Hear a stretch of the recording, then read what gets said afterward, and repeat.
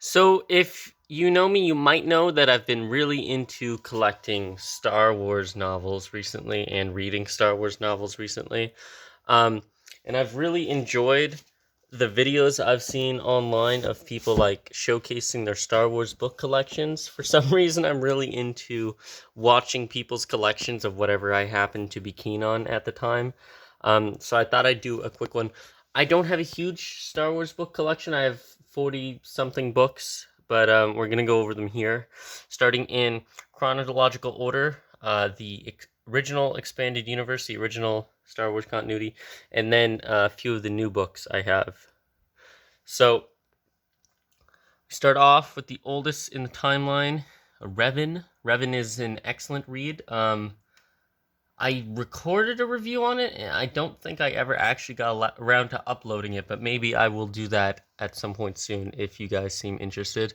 Then we have the Old Republic Deceived. We have, again with the Old Republic era, Knight Errant. We have Legacy of the Jedi and Secrets of the Jedi, which is one of those sort of Jude Watson scholastic books, which are popular but don't get talked about a lot for some reason, even though some of them are really quality stuff. I particularly like this one in terms of the young reader books. I thought this one was quite excellent, especially the stuff surrounding Dooku. I thought was really interesting. We have Star Wars Episode 1, Phantom Menace. I haven't subjected myself to that yet. This one was kind of a mistake purchase. It's by Jude Watson. It's in French. I don't really read French that well. And I bought this just like on a whim at an old used bookstore that doesn't exist anymore. And I didn't realize it was a French version. So, and we have Star Wars: The Old Republic Star Wars Public Command Hard Contact. This is Republic Command takes place during the Clone Wars era. This is a very recent purchase, so I've not gotten around to that yet. We have Revenge of the Sith, which is considered to be one of the better novelizations of Star Wars or of pop culture in general, and it dives far more into the mindscape of Anakin Skywalker during his turn to the dark side, and really explores that in a way that the film didn't have the depth or the time to do. This is another really recent one, so I haven't gotten around to it. This is Kenobi. I understand that it's really good, and I want to get this read and get a review of it ready before the first season of Kenobi comes out, which shouldn't be difficult if it's delayed as long as it's supposed to be. This is the Last of the Jedi series. So the first one follows Obi-Wan Kenobi during his time on Tatooine, and he sort of goes on one final quest to save an old Jedi Padawan that was good friends with Anakin, also rivals of Anakin, back during the time of the Republic. And so the first one is about Obi-Wan and his journey, and the second one is about Obi-Wan and Ferris sort of trying to make one last desperate flee to safety, and along with their sidekick Trevor. And Obi-Wan ends up going home to Tatooine to watch over the last hope of the galaxy, watch over Luke Skywalker, and Ferris goes on to sort of try to find more Jedi and start the Order once again. Obviously, he's not successful because fucking Luke Skywalker starts the Jedi Order, and there haven't been any Jedi since. That is to say, in between this and Luke Skywalker starting the new Jedi Order, there aren't any new Jedi in the galaxy, so obviously he's not successful. I've not gotten around to these ones yet. I've had these for a very long time, since I was a child. They were my first Star Wars books. I'm lost 5 somewhere along the way, but I don't recall having finished these ones. Then we have Tales from the Mos Eisley Cantina. This one's a lot of fun. I recommend it. Edited by Kevin J. Anderson of Dune fame. There's some fun stuff in here. I recommend that. Shadows of the Empire is a great one. I really enjoyed this book. This is one of my favorite Star Wars Expanded Universe books so far. I like it a hell of a lot. It's quality read. It sort of goes over Luke Skywalker during sort of final days of his training before Return of the Jedi.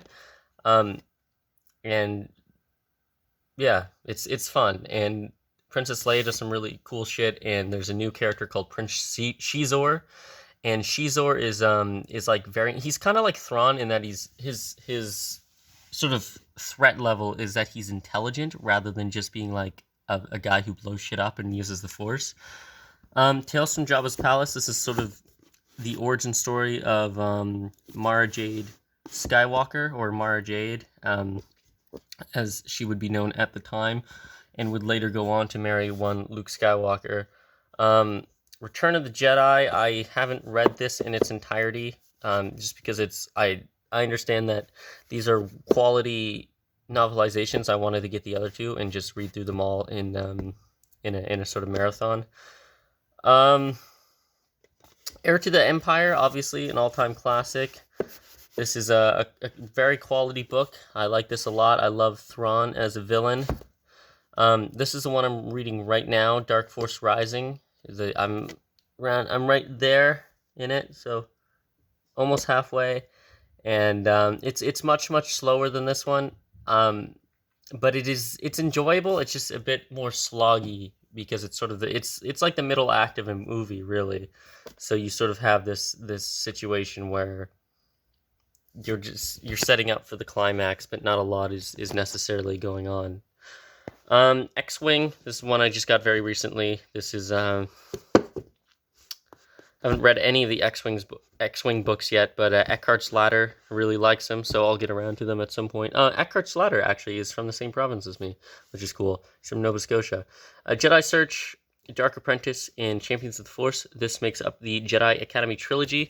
I literally just peeled the factory sealing off that like a day or two ago, probably 2 days ago, so obviously I've not had time to get around to that yet. Blue Beetle has some dust on him. Next we have the Crystal Star. Not very well liked. It's sort of, there's this weird sort of blob god, who I think he sucks the Force energy out of people, or he draws the Force energy out of people. There's a subplot where the children of Han and Leia are kidnapped, and I don't really remember what else happens aside from the fact that I think at one point Luke fights a dragon. Children of the... So I'll reread this when I go through the whole shebang.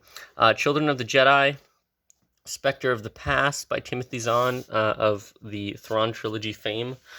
Then we move on to the sort of new Republic era, that is to say the new Jedi Order era. This is Young Jedi Knights. I just got that very recently, so I haven't read that yet.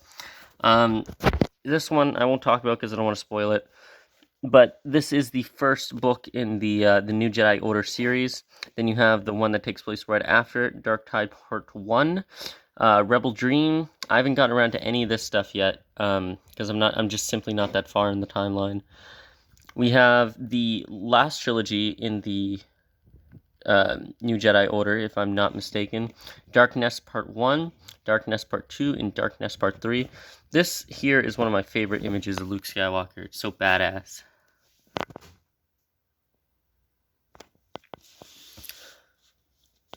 And I have a Jedi Path up here too. Great book. Recommend it. Then we have the Legacy of the Force stuff. Betrayal, Bloodlines, Inferno, Fury, and Revelation. I'm missing 3 of them.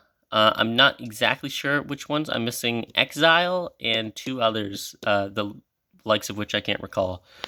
So, moving on to the Disney canon stuff in chronological order, canonical order, sorry, that is to say. We have Lords of the Sith, which takes place after Episode 3, Thrawn, which takes place all over the place, but largely after Episode 3. This is really good. This is by Timothy Zahn again. This is an excellent read. I totally recommend this one. Heir to the Jedi, I have written a review for that, and I recorded part of a review for that, but I never finished it. It's one of those things that sort of ended up on the cutting room floor. I'll probably get to finishing that at some point, the review, but this is a good read. I really like this one. A lot of people don't like it, but I like it in a lot of the same ways that I like Shadows of the Empire, for example. It's very much the Shadows of the Empire, the new canon. Only instead of taking place between 5 and 6, it takes place between 4 and 5.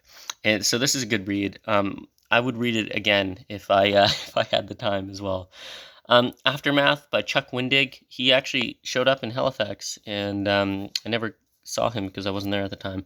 But I haven't read this one yet because I just got it like a week, 2 weeks ago, probably 2 weeks ago. And Star Wars Lost Shot. This one does not get super favorable reviews, but I thought it was interesting because it follows Han and Lando, and that's one of my favorite dynamics in the Star Wars universe, is the friendship between Han Solo and Lando Calrissian, and it takes place partly during their sort of younger selves and partly during their older selves after Return of the Jedi, and it sort of jumps back and forth. I thought the plot sounded somewhat interesting. So, that is, I believe, my Star Wars book collection. I have several comic books of Star Wars that take place in the Star Wars universes, like the old the old Lucas canon and the current Disney canon, but I won't really go over those right now. Oh, also, I have this like old hardcover edition, which is really cool, of Shadows of the Empire. I got it in hardcover and paperback because I really like it, and how am I going to turn down like an original Bantam print Shadows of the Empire for like $5? So I have that just sort of sitting on my little ledge here. I recommend this too if you can find it. Street Fighting Man, produced in Halifax by a Haligonian. It's a super cool throwback to 70s like Luke Cage and Iron Fist and stuff like that. I totally recommend it. Anyways, I'm off topic now, so I'm gonna head out. Thank you for watching. I'll talk to you guys later. Bye.